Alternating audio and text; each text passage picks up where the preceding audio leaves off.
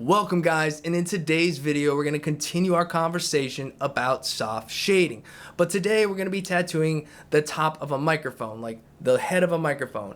Now this microphone's kind of small, it's about the size of my thumb that we're going to be tattooing, but I just want to take you with me and show you the process in real time of working this soft shading into the head of this microphone. I also want to say real quick that I apologize. My main camera did not get good footage. It got mainly the back of my head. But luckily the secondary camera did catch this footage. Nonetheless, if you guys are ready for that, then let's go.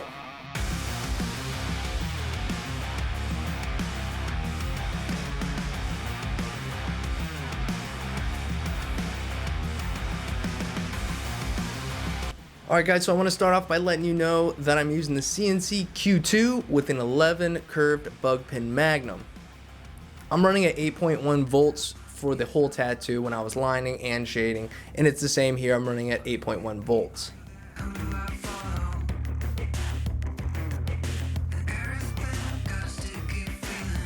Now I'm using my lightest tone here. So if that's your 1 drop, then you're gonna use that. You know, if your lightest tone is a 2 or whatever your lightest tone is, that's what I'm using right now. For me, it's a 1 drop.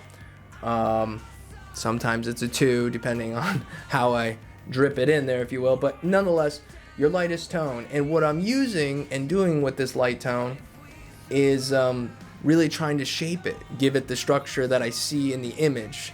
And that's by giving it the curves and starting to put those shades where they go. But I'm not doing it like full throttle. I'm not running the needles deep and really going, taking my time and packing it in. I build it up here because I want to watch it develop and then go back and add a little bit more dark where I need it and whatnot.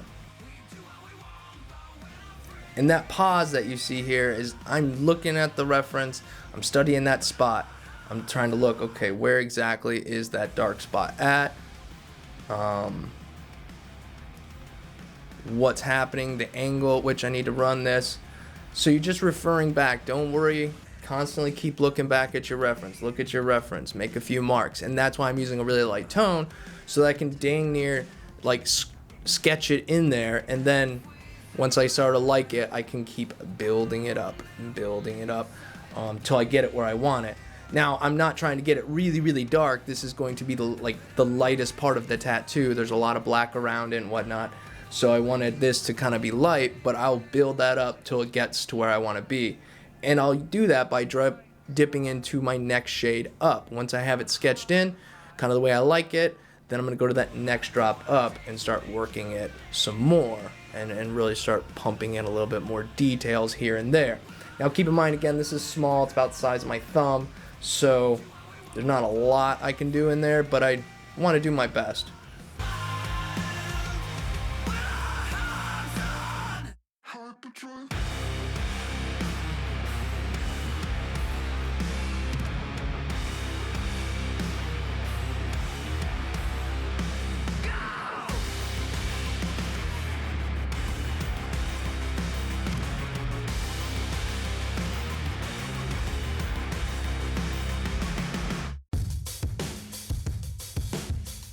So I'm always thinking about where my highlights are going to be, and I want to leave those open, pretty much open skin, so I can go back in there with some white. So I'm looking at where my really light spots are, my really dark spots, and what's my in-between tone. So for me, I made my 1 drop pretty much my in-between tone, almost like a base for the whole thing, and then to use my next cap up to sort of start shaping some of those darker spots while leaving the highlighted areas open to come back to, which we will later in the video.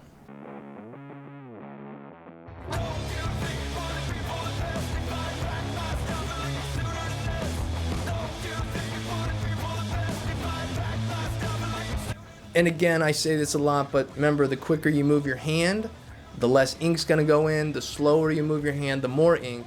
So sometimes when I'm not sure how well it's gonna take into the skin, I'll start off by moving my hand a little bit quick, and I'll wipe and kind of, okay, not a lot's gone in, so I can slow it down a little bit and then start to develop it. So you just kind of figure the skin out, how it's taking the ink, and you can do that by starting light and then going from there.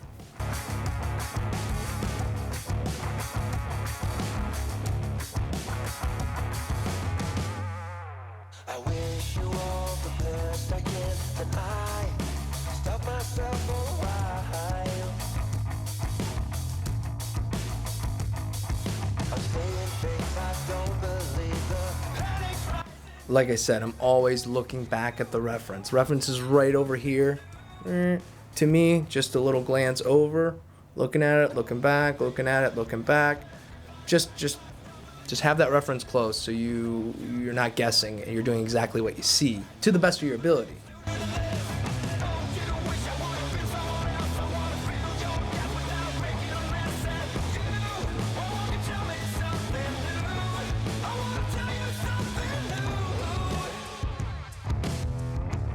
Now again here, I'm going back with that second cap in certain spots and putting in a little bit more of the darker tone to push those spots back a little bit and just to give it a little bit more shape without getting too dark and heavy.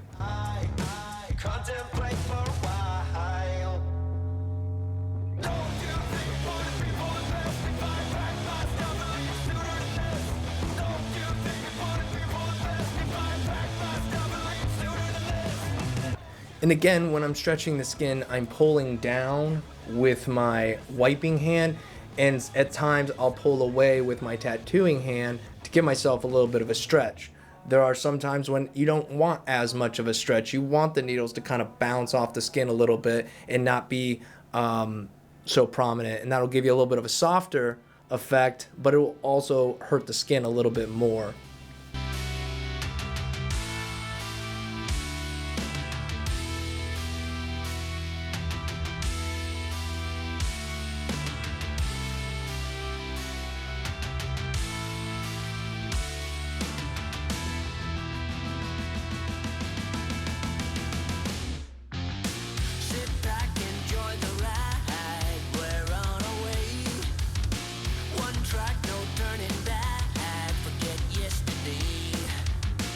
Another thing that I found is that the direction you move the mag will depend on how much more ink gets deposited. So if you're pushing it more, you're doing a push in the mag, it's going to be more prominent. You're going to get more ink in the skin, if you will. Now, if you're taking it to the edge and pulling it away, backing it, whipping it backwards pretty much, you're going to have less penetration into the skin. So it's going to be a softer bit, and it's going to take a few more whips, a few more back whips to make that work.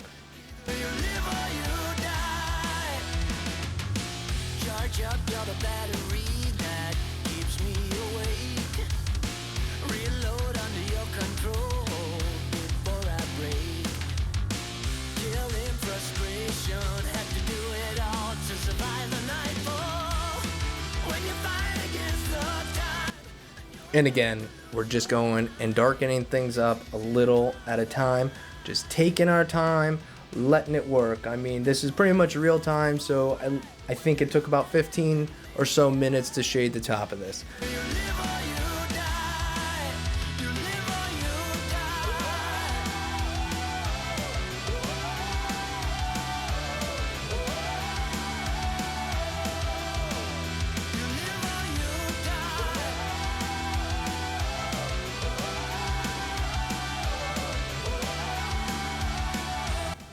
And here we come back in with the white.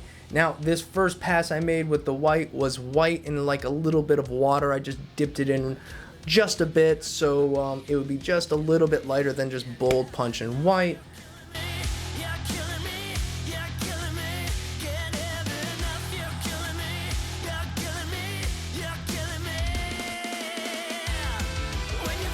But I'm going back into those areas I left open and just pumping a little bit of white into them, and then working that white to areas where, you know, there would be highlights.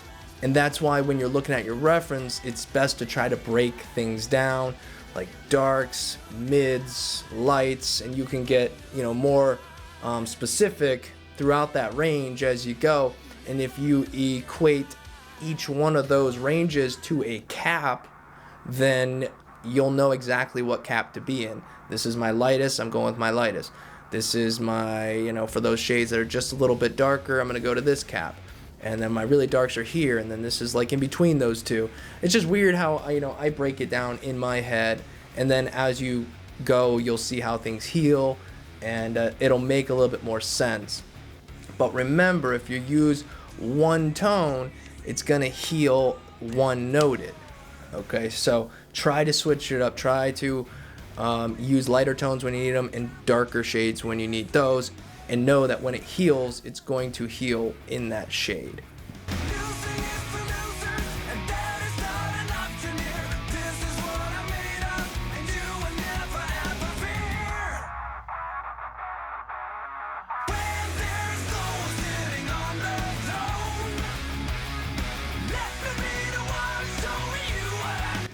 And I'm still looking at that reference, thinking about what needs to happen next. Where do I want this white? How much white do I want? Do I want it watered down? Do I want it super bright? So just a lot of little things you're trying to think about and take in. So if you have time to study that image in advance, do that if you can. If it not, then you know what I mean, just take the time while you're doing it like I am, and just do your best to try to study it. And somebody with an even better eye than me, and someone with way more experience, they're going to study that and see way more detail than even I will, and they would be able to put that much more detail into this small tattoo. But I always think that if you're doing the best job that you can with the time you have to be in the skin, then you're doing things right. So if that's you, keep rocking.